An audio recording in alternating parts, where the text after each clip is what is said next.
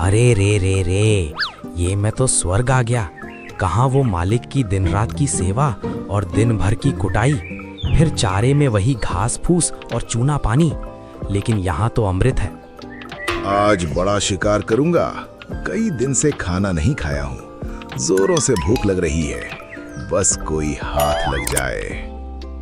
तभी गधा मटकते हुए शेर के पास आ पहुंचा। शेर थोड़ा चौंकता है, फिर बोलता है, अरे वाह, शिकार खुद चल के आया है, वो भी इतना हट्टा कट्टा, मजा आएगा। अरे बाप रे, ये शेर है क्या? जंगल में ये भी होता है, ये मैंने सोचा क्यों नहीं। कोई उपाय ढूंढना पड़ेगा, जान बचानी ही पड़ेगी। प्रणाम शेर महाराज, मैं तो आपको ही ढूंढ रहा था। न जाने कितने जंगल का दौरा किया है, तब जाकर आपके बारे में मालूम चला है। अरे ये क्या बोल रहे हो? भला तुम मुझे क्यों ढूंढ रहे थे? मैंने क्या कर दिया है? मैं एक देवदूत हूँ, मेरा नाम गधा प्रसाद है। मैं देवलोक का एक गधा हूँ जो आपका सलाहकार बनने की इच्छा रखता हूँ। सलाहकार क्यों बनना चाहते हो? मैंने तो आज तक कोई महान काम नहीं किया। यही तो आपकी महानता है। आप न जाने कितने बढ़िया काम करते हैं, कितने प्राणियों को मुक्त किया है और कई जानवरों पर तो दया भी की है। यही तो आपकी महानता है। अरे वाह, कितना मीठा बोलते हो। तुम्हारी कही एक एक बात सही है, लेकिन मैं फिर भी तुम्हें सलाहकार नहीं बना सकता। मेरा एक पहले से ही सलाहकार मौजूद है। आप मुझे कोई मंत्री बना लीजिए ताकि मैं आपकी सेवा कर सकूं। शेर कुछ देर सोचता है। ठीक है, तुम मेरे दाहिने हाथ बन जाओ। मैं जब भी कोई बड़ी मुसीबत में फंस जाऊं तो वहां से निकालने की तरकीब बताओगे। गधा शेर के साथ चला जाता है। वहाँ उसे एक लोमड़ी दिखाई देती है। महाराज, ये कौन है? इस जंगल का तो नहीं लगता। ये देवदूत है, गधा है। ये मेरी सेवा करने के लिए आया है और मैंने इसे अपना दाहिना हाथ बना लिया है। ये मेरी रक्षा करेगा। क्या? अगर ये दाहिना हाथ है तो मैं क्या हूँ? मैं आपकी एक भरोसेमंद सलाहकार हूँ। मेरी राय है कि किसी भी अनजान पर भरोसा करना सही नहीं है। ये देवलोक से आया है, इसे हल्के में मत लो। खास मेरे लिए आया है, और तो और ये मेरा फैन भी है। लोमड़ी को गधे पर पूरा शक था, फिर भी शेर के कहने से वो शांत हो गया। गधे, आज मेरे साथ शिकार पर चलो। आज हम हिरन का शिकार करेंगे और तुम इसी बहाने मेरी ताकत देखोगे। अरे यार, ये नाटक तो भारी पड़ने वाला है। कोई मौका देखकर खिसक लूंगा। जी जी महाराज, आज मैं आपकी ताकत को लाइव देखूंगा। चलिए चलते हैं। दोनों शिकार के लिए निकल जाते हैं। रास्ते में कोई हिरन नजर नहीं आता और ना ही कोई अन्य जानवर। परेशान होकर शेर कहता है, अरे भाई गधे, कोई भी हिरन नजर नहीं आ रहा है। लगता है सभी अपने अपने मांद में छिप गए हैं। कल हम दोबारा आएंगे, कल हिरन जरूर मिलेगा। गधा दिन भर घूम घूम के थक गया था। वो कहता है, जी जरूर शेर महाराज, हम कल आएंगे। रास्ते भर गधा तरकीब ढूंढता हुआ जाता है। कल फिर मुझे ले जाएगा। अगर कल शिकार नहीं मिला तो परसों ले जाएगा। अगर उस दिन भी नहीं मिला तो भूख से मुझे ही खा जाएगा। मुझे कुछ करना होगा, वरना। चलो भाई गधे, आज बड़ा हिरन का शिकार करेंगे और खूब दावत उठाएंगे। गधा फिर मुंह लटकाए उसके साथ चलने लगा। रास्ते में उनको एक हिरन दिखाई दिया। शेर ने उसका पीछा किया और थोड़ी देर बाद वापस खाली हाथ आया। अरे, ये भी शिकार हाथ से निकल गया। अब मेरे पेट में चूहे दौड़ रही हैं।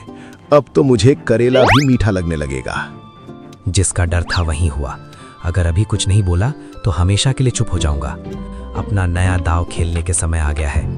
मैं जानता था शेर महाराज, हमें शिकार नहीं मिलेगा, क्योंकि आपके नसीब में अब मांस खाना नहीं लिखा है।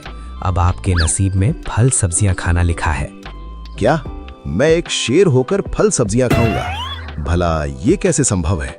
ये मुझसे नहीं होगा। जरूर होगा। जब मैं धरती पर आया तो मुझे बोला गया कि शेर को फल खिलाना, जिससे उसकी ताकत और भी बढ़ जाएगी, उसका रंग निखर जाएगा, वो और दयालु हो जाएगा। अगर ऐसी बात है तो मैं जरूर फल सब्जियां खाऊंगा। गधे, तुम मेरे लिए अच्छे अच्छे स्वादिष्ट फल लाना ताकि मैं जवान दिखूं। जानवर कई दिनों से गधे को शेर के साथ देख रहे थे, इसलिए गधा जिसके घर भी जाता वो डर से उसे कुछ फल दे देता। गधा इस बात को नोटिस करता है। अरे वाह, मैं जो बोलता हूँ वही होता है। जिसे जो भी मांगूं वो मेरे सामने लाकर रख दे रहा है। मुझे कोशिश भी नहीं करनी पड़ रही है। गधा फल सब्जियां लेकर जब शेर के पास पहुंचा तो शेर ने एक एक करके फल और सब्जियां खाईं। उसे खाकर उसका मुंह उतर गया। अरे बाप रे, इसका स्वाद कैसा है?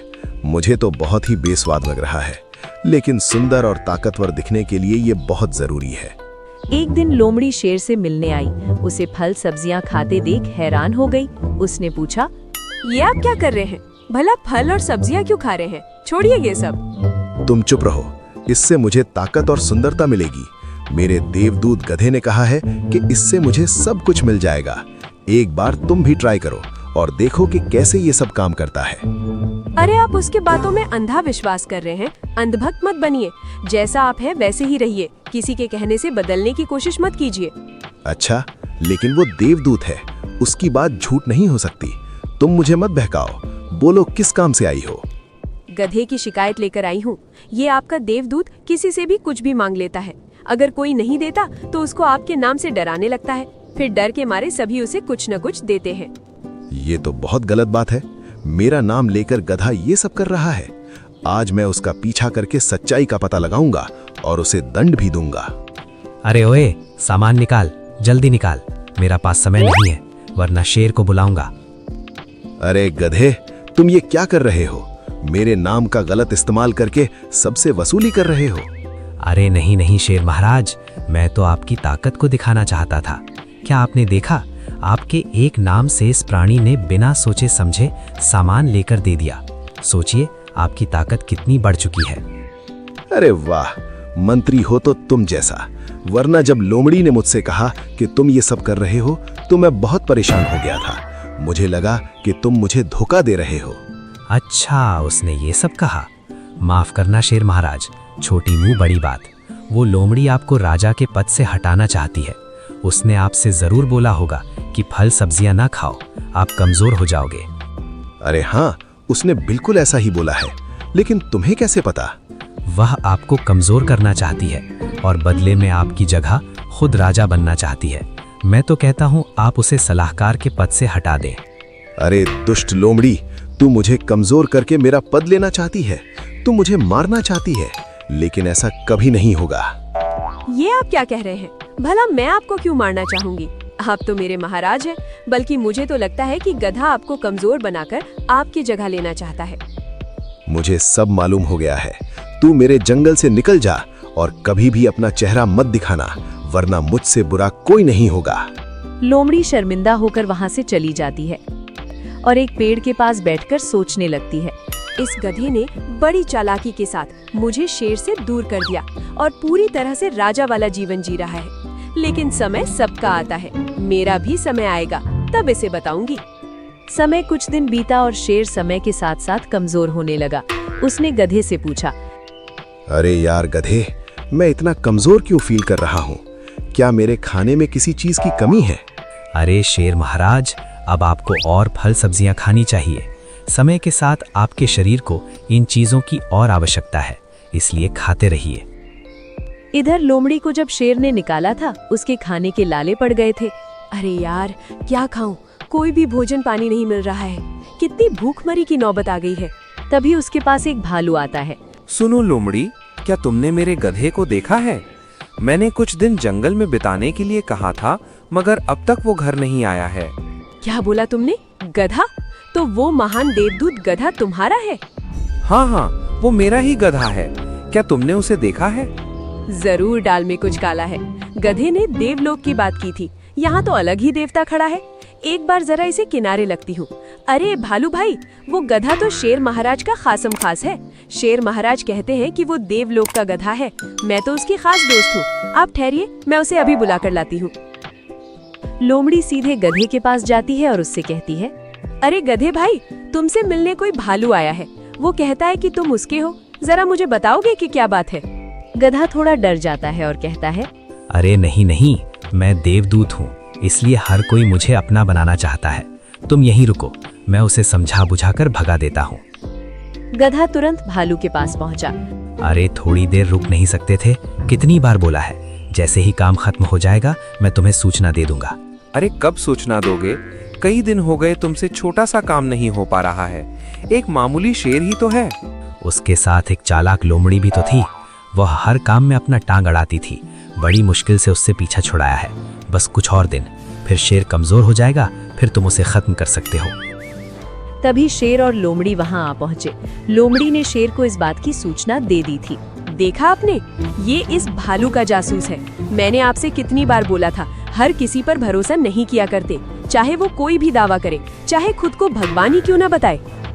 गद्दार, बड़ी खतरनाक चाल चली थी।